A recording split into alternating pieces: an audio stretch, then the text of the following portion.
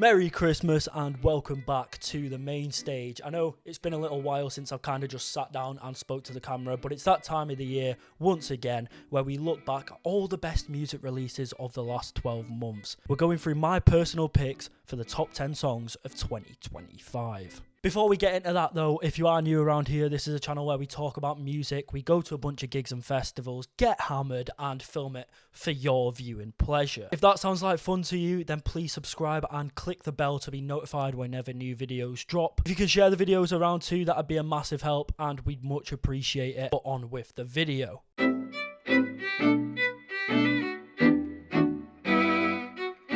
Starting off with my number 10 pick from this year's Shame record, Cutthroat, it's Cutthroat.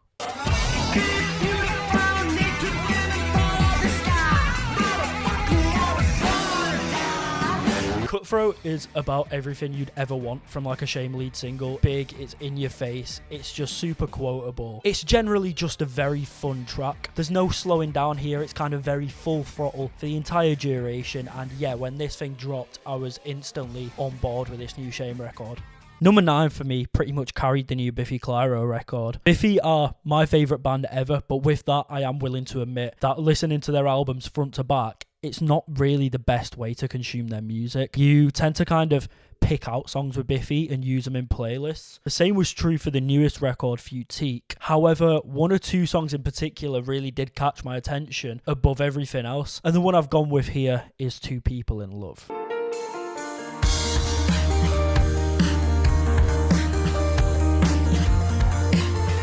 What a way to close a record, man. This track lives up to some of the best tunes Biffy have ever put out. The way it's constructed is excellent. You have these beautiful piano arpeggios that are then placed behind this kind of syncopated drum pattern. The whole thing just feels dead dreamy and almost kind of disorienting. Simon Neil's vocal delivery is spot on. There's a real gravity about it. The whole track feels very self-serious compared to the rest of this record, but I think that works really well. Just this one song feels like the band put everything into it. There's a kind of the world's about to end level of sincerity here, and you can very much like hear the passion in this. There's also this like long instrumental outro that's just classic Biffy, as well as some nifty guitar work like through the whole tune. There's just some really nice little guitar licks going on. This is just a genuinely very well put together song.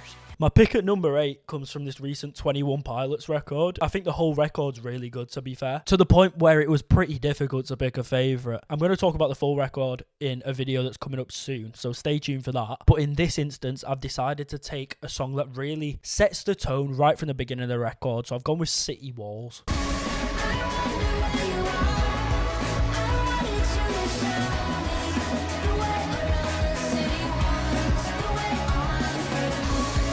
Yeah, like I mentioned, there was a few options that I could have picked from this record, but I think City Walls is just kind of the best example of everything great about this record. Not only does it sound absolutely incredible, the mixing and mastering throughout this album is some of the best I've heard all year, if not the best I've heard all year. In terms of the actual song, I just love the way it feels. You have this like really gritty bass line that kind of just drives the whole thing forward. The drums sound great and there's some sick fills going on. I think Josh Dun is just like a generational drummer at this point. I think you can call him that now. You get some classic Tyler Joseph bars on this, and then you get an incredible melody on the chorus. This is 21 Pilots at the absolute peak of their powers. They're just doing everything that they've ever done to the best of their ability. This is kind of everything I wanted their last record to be, so I'm happy they came back for another one and did it properly this time.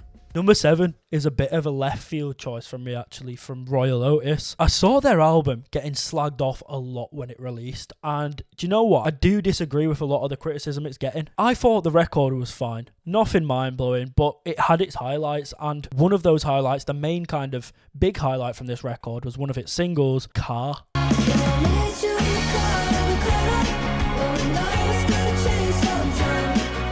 I don't know what it is about this song, but I find it absolutely infectious.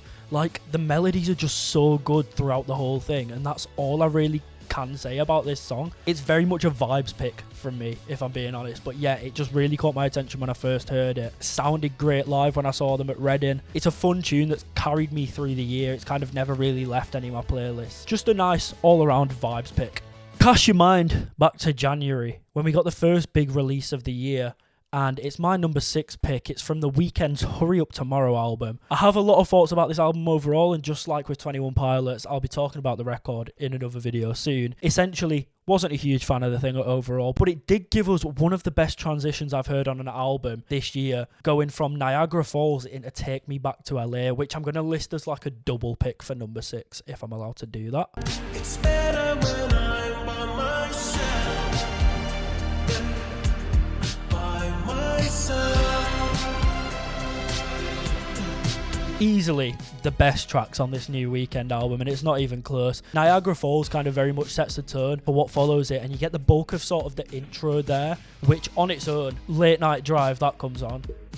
It's great. It's then followed by Take Me Back to LA, which is the only word I can use to describe Take Me Back to LA is that it's just breathtaking from start to finish. Lyrically, it's reflective and heartbreaking in equal measure. The melodies are so tight. The synths sound quite comfortably the best they've ever sounded on a Weeknd song. It might be the perfect Weeknd song. It came into my shortlist in January, and it hasn't once been in danger of getting cut from that list. It doesn't get old, and you just don't get much better.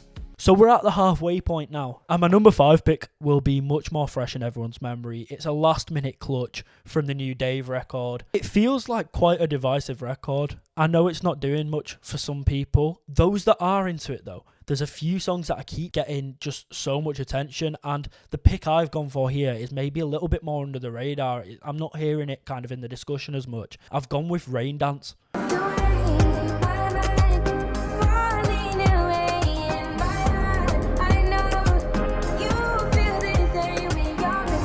I think this tune is gorgeous. If there's any tune this year where I genuinely believe a feature stole the show, it just has to be this. Tems' involvement on this tune is absolutely stellar. That chorus is just remarkable. The instrumentals put in work here as well. I actually think Dave himself is probably the weakest part of this song. Even then, I really like his angle as well. Like, he's being a little bit cheeky, but you can tell that the whole thing is very sincere, very raw and very real. Yeah, there's just so much conviction in everything that's being said, and the whole kind of presentation of this song. It's super clean, it's super well realised. I'm a really big fan of this tune.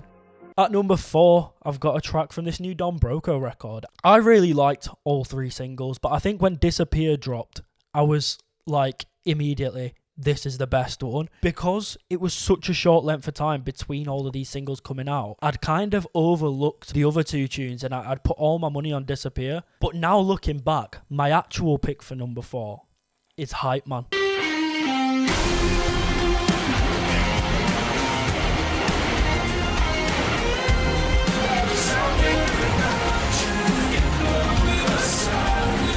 This song's great. It has really, really grown on me. Broco are once again showing everyone that they're just the absolute dog's bollocks. Hype Man feels like the perfect blend of this new kind of heavier sounding Broco that they're doing at the minute, mixed with those big melodic choruses from Technology. Matt Donnelly on drums and additional vocals.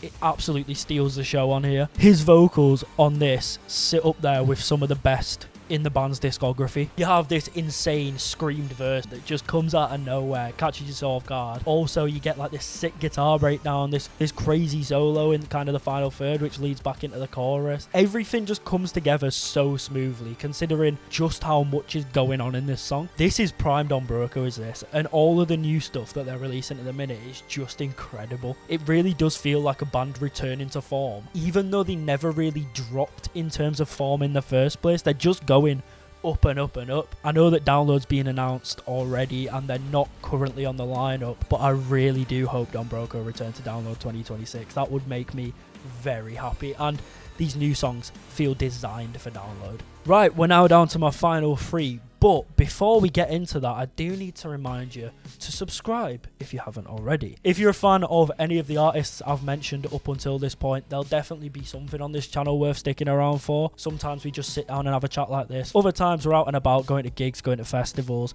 It's all very fun stuff, and we are well on the way to 500 subscribers at the minute, so any help towards that would be massively appreciated. I'm also posting a bunch on TikTok at the minute, so go follow me over there as well, at the Main Stage Talkie, links in the description.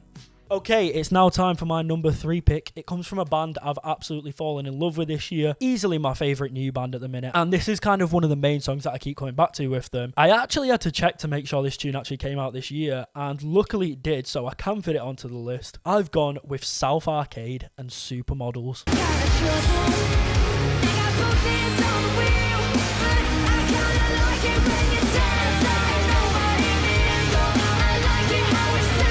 What a banger this is. From beginning to end, this tune is just cranked up to 100. The actual music here on an instrumental level is so tight. It just has this really razor sharp texture where every single sound properly cuts through. Could very easily be overstimulating, but the way it's mixed and the way it's mastered keeps this sounding pristine. This tune, as well as the rest of South Arcade's catalogue, has this very kind of Y2K feel about it. They managed to do it without it being cringe or annoying, which is like a success in its own right. You have to kind of respect this band's commitment to just being on full send the whole time in every song. I love the chorus here, especially in the second half as well, where you get those double choruses and the lyrics change. And yeah, man, this song's just great, and it's from a band I'm super excited about. South Arcade are one of them bands that kind of come around every so often that you just know are going to be massive in a few years. They're clearly just like the next evolution of female-fronted heavy music. Now on to my number 2 pick, my runner-up, which could have very easily been my number 1, by the way. This final 2 is one I've been struggling with a lot. Either one of these tracks comfortably sits in my number 1 slot any other year, but unfortunately only one of them can be the best song of 2025. One of these tracks, my number 2 pick, I've got the Royston Club with Cariad.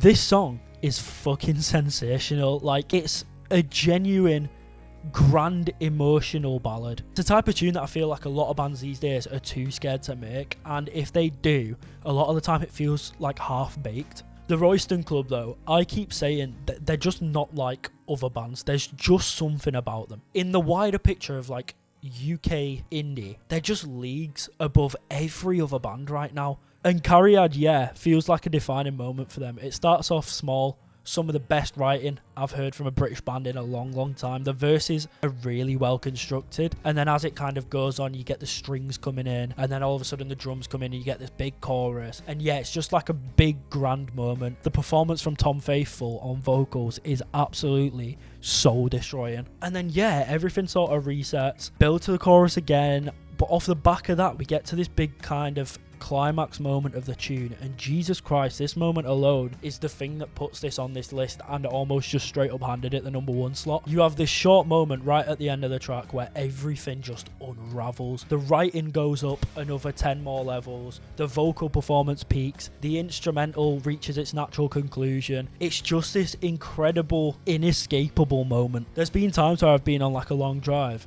and the second that section's over, I'll just restart the tune over and over again because I just need the complete full experience to get as much out of it as I can. In recent weeks, I've actually been seeing a lot of chat about this tune, and I'm buzzing it's kind of starting to get some of that recognition it deserves.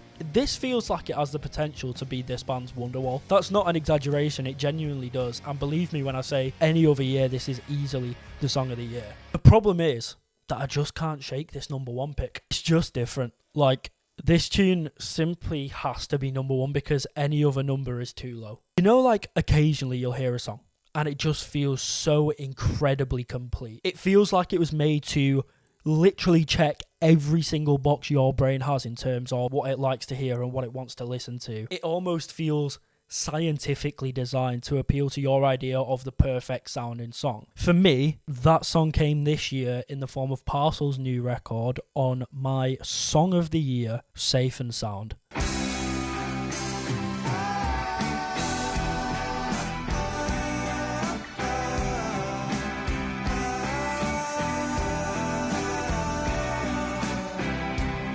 Like I said, this song just gives me literally everything I want from music. I'm in love with the chord progression, the guitar tones, the keyboard sounds, the synth sounds, the vocal harmonies, even the way this is structured with like the slow build in the verses and then the instrumental takes shape and they throw in these stunning vocal harmonies and then it kind of resets and goes again. I can't forget the last minute or so of this either, where you get this build up on the drums and then the whole track just explodes into this long instrumental section where the keys and the guitars are just kind of doing their thing. I've seen the live videos, I've seen the guitar solos over this part of the tune.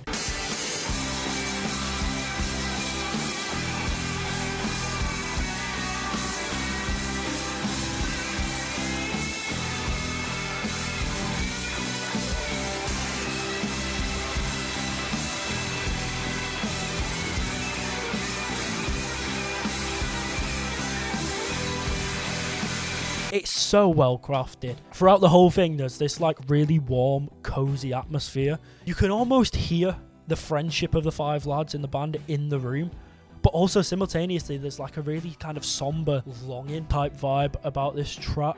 And yeah, it just ticks every single box. It's a complete comfort song, and I think that's why it's been kind of so glued into my rotation this year.